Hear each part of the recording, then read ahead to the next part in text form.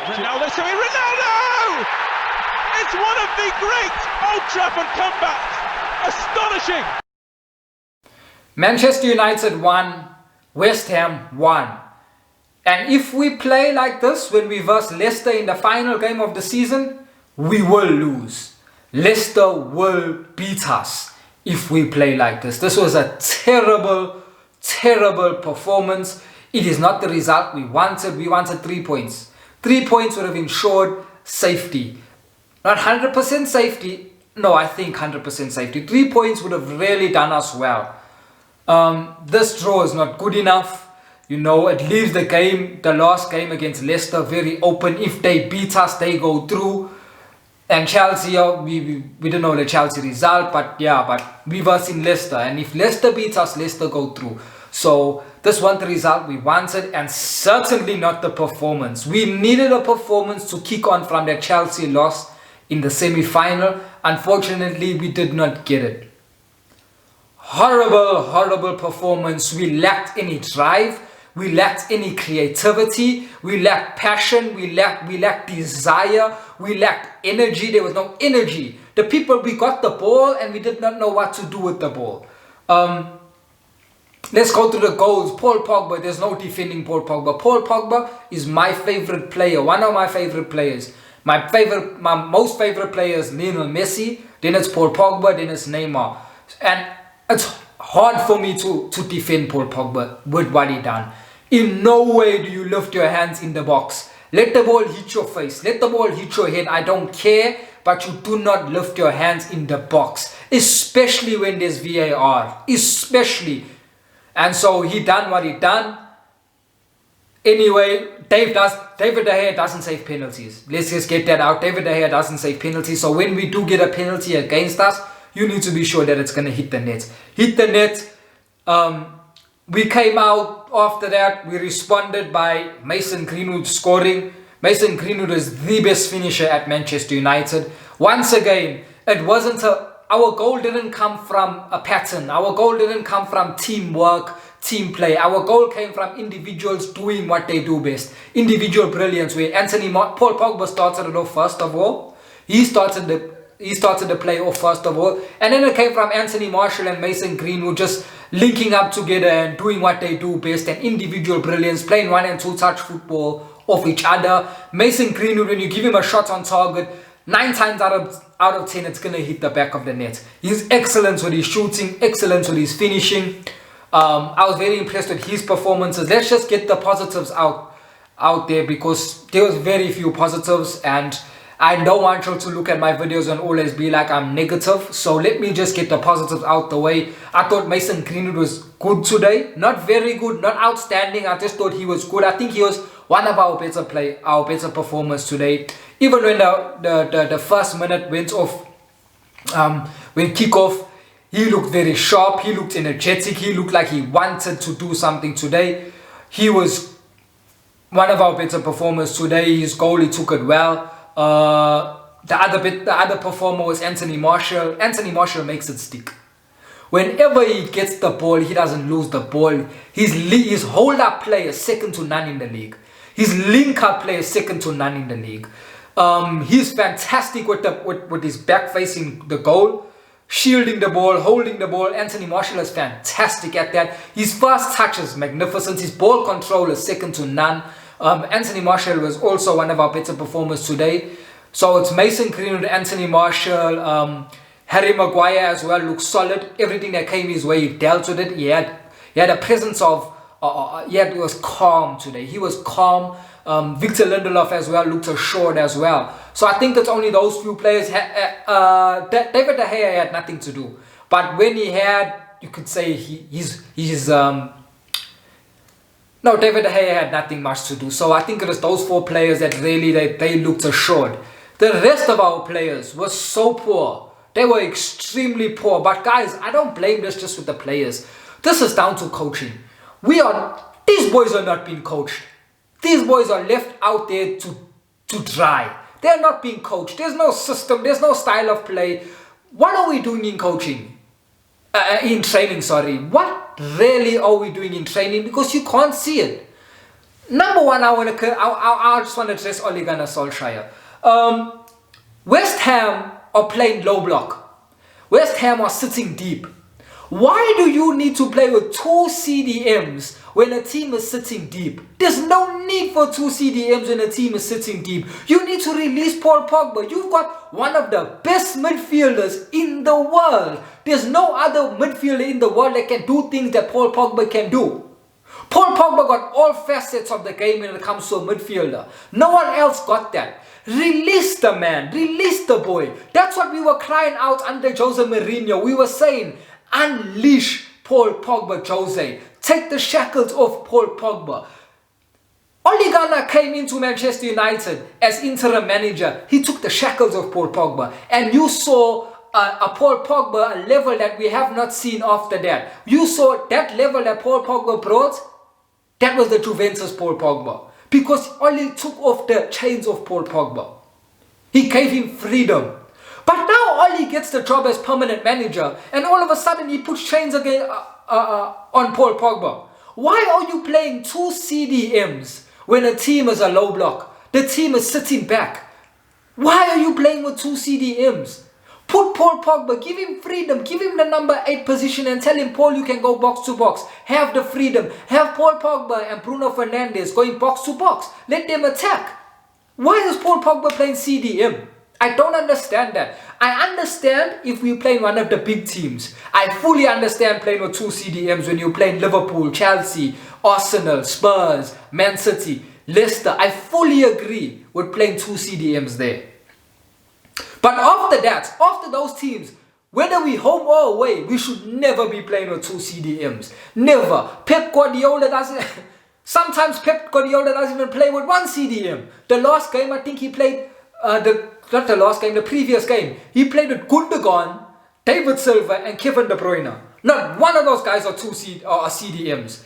Gundogan's a box-to-box midfielder, primarily a box-to-box midfielder. And Kevin De Bruyne and David Silva are 2 number 10s. That's how Pep does it. And the other teams that we have all play with 1 holding midfielder. Why are we playing with 2 holding midfielders? We are versing West Ham at home. West Ham got a low block. We are playing with 2 CDMs. Number 2. Why did he take off Fosu Mensah and bring on Wan-Bissaka? For what? The team is sitting back. I will understand if they were attacking our right-hand side and Fosu Mensah could not deal with it. And Fosu Mensah was getting overrun and they were turning him inside out. Then I understand bringing on Wan-Bissaka. But why bring on Wan-Bissaka when we are not under threat on that wing? And we need to score goals. Why are you bringing on Wan-Bissaka? Take Fosu Mensah off, bring on Delô. Delô is our most attacking and best attacking fullback that we have at the club. You should bring on Delô, not bring on Wan-Bissaka. But you know what it is with Ole? Ole has just put out my best 11 and hopefully they can do a team. Hopefully they can do a team. That's it. It's just freestyle football. It's the players are there. Whatever you can do, you can do. There's no tactic. There's no how to break a team down. There's no know-how where you say, you know what, West Ham are playing with a low block. Therefore, let me take off Fosu Mensah and let me bring on my best attacking fullback in Delô. Let me give Delô instructions and tell Delô attack as much as possible. There's no instruction like that. There's no know-how like that. Brandon Williams, let me just mention this. Brandon Williams is not ready to play for us. He's not. That boy was getting turned inside out by that West Ham right winger. That West Ham right winger was finishing Brandon Williams. That boy is not ready to start for Manchester United at present moment.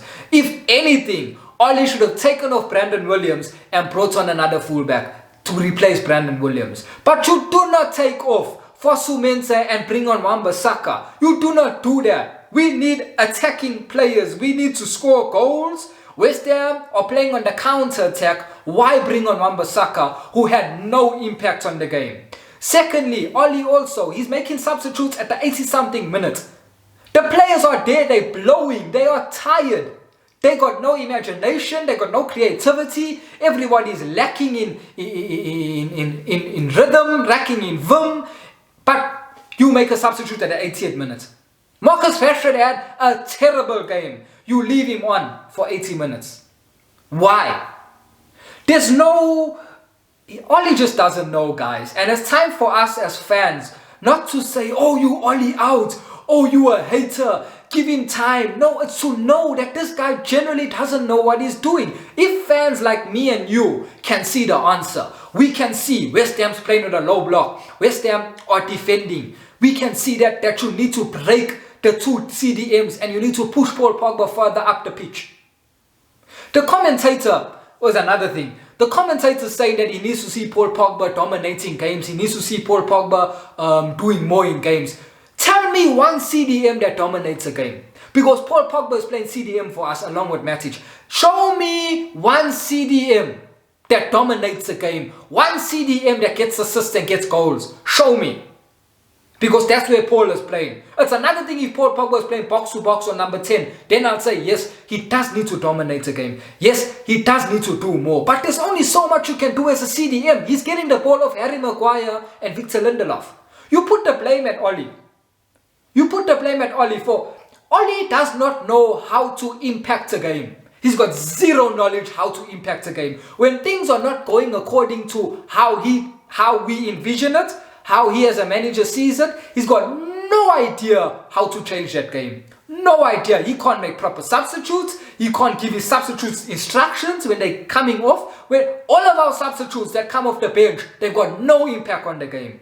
Zero impact on the game unless it's Paul Pogba and Mason Greenwood. And it's only because they are of a certain level where their individual brilliance, they know how to do what to do on the games. Other than that, when he's bringing on Ighalo, Daniel James, Scott McTominay, Fred, it's no instructions. It's boys going to... Literally, when Oli tells us in his press match conferences, when he says, I tell the boys to go and express themselves and go and enjoy themselves, that's what he's saying, guys. He is not putting up a front. That's legitimately the training sessions that he's giving them, telling them go and express yourselves. It's literally freestyle football with our manager. And this what you saw today, and this what you saw over the couple past performances.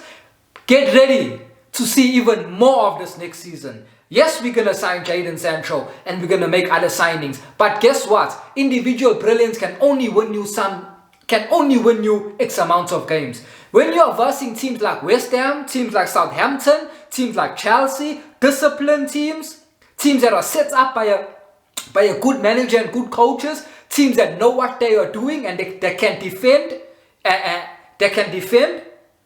individual brilliance can't break down those teams. You need a system to break down those teams. And let me just put this out here.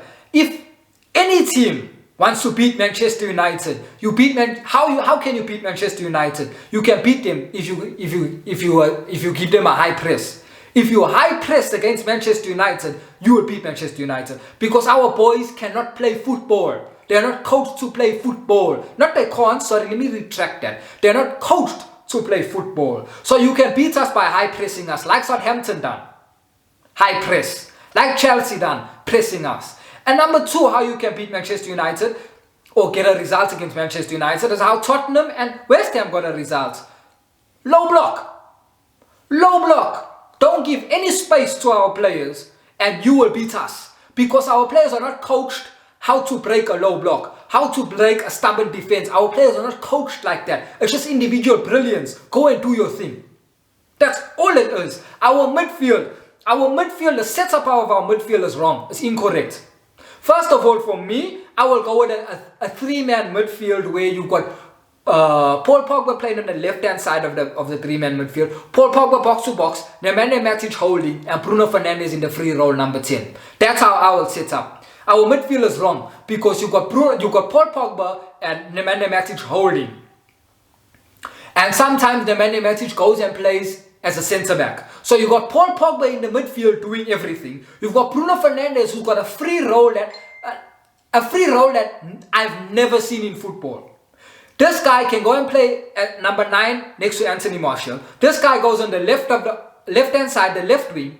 This guy runs back as a number 6. And then he's playing as a number 10. He's got a free role like I've never seen. And when he does that, he disrupts the midfield. He disrupts the formation of the midfield. He disrupts the balance of the midfield because all of a sudden you've got Paul Pogba playing there by himself.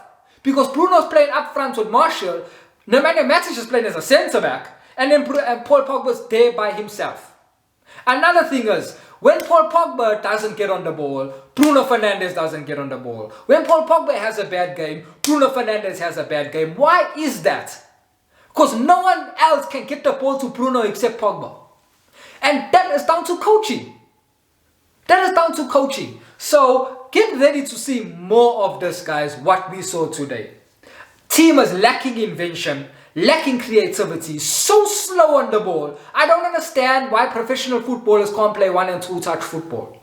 I don't understand that. And if we play like this against Leicester, they will beat us. And so all eyes are on the last game of the season. It's going to be interesting. It's going to be nail biting. It's going to be exciting. I hope we can get the victory. As a fan, we all need us to be in Champions League football. We cannot continue saying that we're one of the biggest clubs in the world. We're one of the biggest clubs in the world, but we are not playing in Champions League. We cannot say that. We need Champions League football. I hope we can get the job done against Leicester. Something needs to change. Something needs to change against Leicester. That's it for me, guys. That's it. That's a poor performance today. Poor performance. Poor coaching performance. Poor managerial performance. Why does Oli... You don't even see Oli on the touchline. What manager don't you see on the touchline? Things are not going according to plan. Things are not going according to how you want them to. Your team is under the cosh. Why aren't you on the touchline giving instructions? Instead, Oli is sitting